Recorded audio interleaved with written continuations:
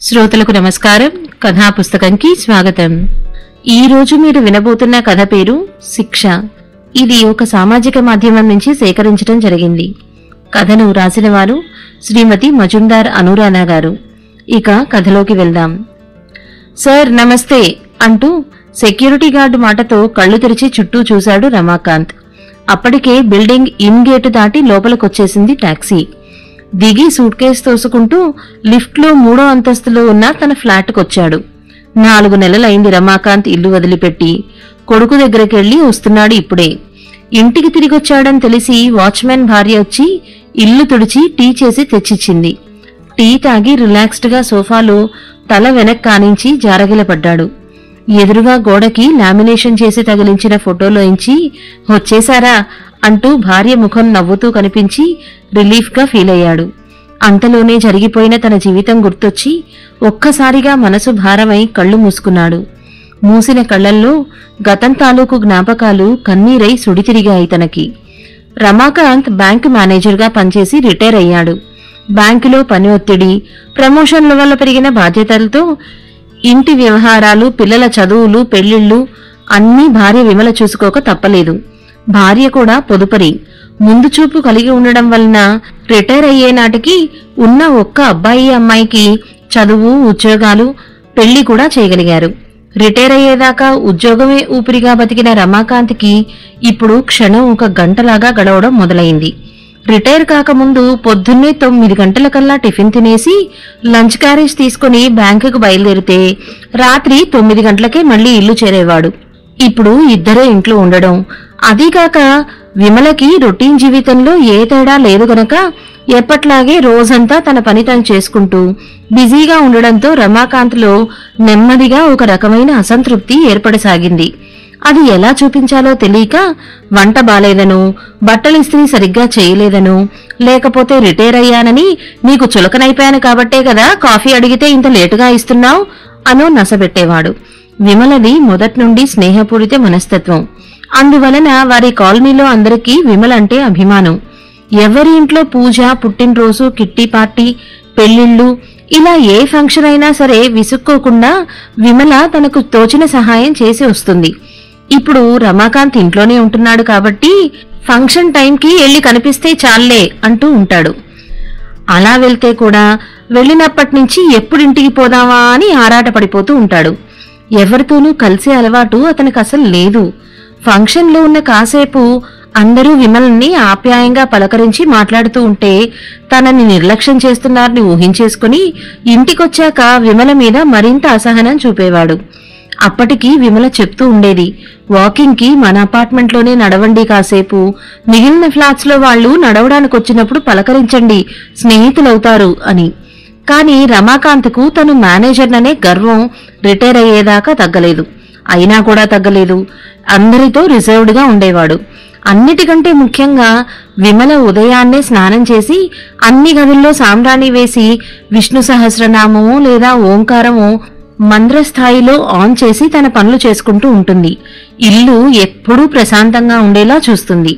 రమాకాంత్ పూర్తిగా విరుద్ధంగా ఉంటాడు. బ్రష్ చేసుకుంటున్నా 2 ఇళ్ల అవతల కనిపిస్తుంది అతని గొంతు. టీవీ పెట్టినా, పిల్లలతో ఫోన్ మాట్లాడినా ఫుల్ వాల్యూమ్ ఉండాల్సిందే. విమల చాలా ఓర్పుగా రమాకాంత్కు తగ్గట్టుగా సర్దుకుపోతూ కాలం గడుపుతోంది. కాని మానసికంగా ఉత్సాహం తగ్గిపోయి దాని స్థానంలో నిర్లిప్తగా చోటు చేసుకుంటోంది విమలకి. నెమ్మదిగా అది ఆమె ఆరోగ్యం మీద ప్రభావం చూపిస్తోంది.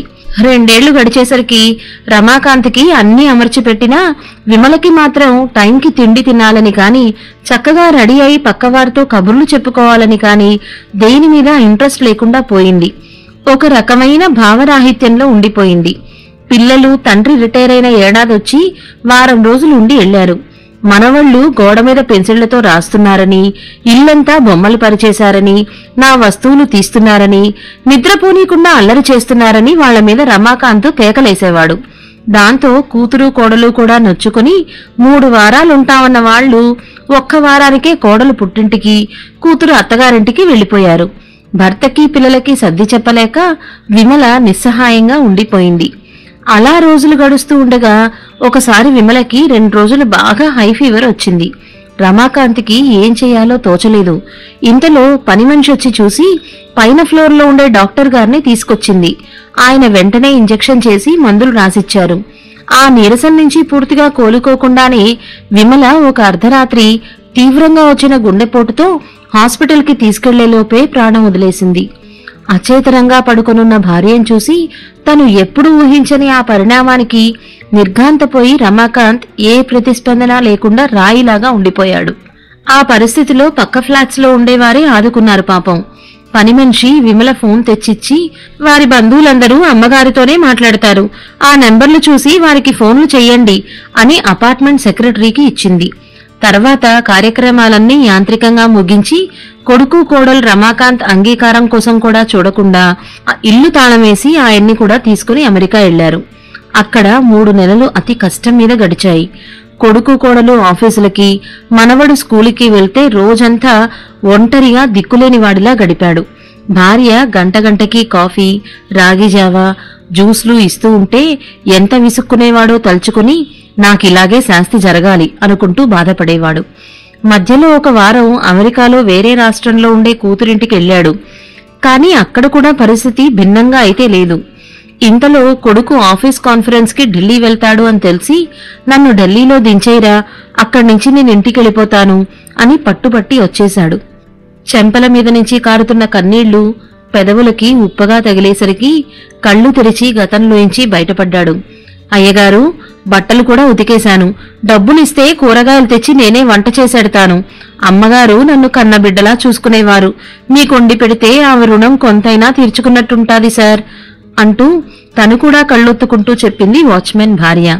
అలాగే అంటూ ఆమెకు డబ్బిచ్చి పంపాడు. బెడ్రూమ్ కిటికీ తీసి కర్టెన్ పక్కకి జరిపాడు రమాకాంత్. బయటి చల్లటి గాలి రివ్వుమంటూ వచ్చి వంటికి తగులుతుంటే మనసుకి ప్రశాంతంగా ఉంది. అచ్చం తన భార్య ఆప్యాయంగా తాకినట్లు. స్నానం చేసి అన్ని గదుల్లో ధూపమేసి ఓంకారం ప్లే చేస్తూ అనుకున్నాడు, నాలాంటి భర్తకి భగవంతుడు సరైన శిక్ష విధించాడు, భార్యని నాకంటే ముందు తీసుకెళ్లిపోయాడు అనుకుంటూ బాధపడ్డాడు రమాకాంత్. సమాప్తం. ఇదండి కథ. చిన్నతనంలో ఎంతో అన్యోన్యంగా ఉండే భార్యాభర్తలు వయస్సుతో పాటు చాదస్తం కూడా పెరిగి దాన్ని ఎవరి మీద తీర్చుకోవాలో అర్థం కాక భార్యల మీద చూపిస్తూ ఉంటారు. కానీ దూరం అయితే గాని వారి విలువ తెలీదు అనేది ఈ కథ ద్వారా తెలిసింది కదా.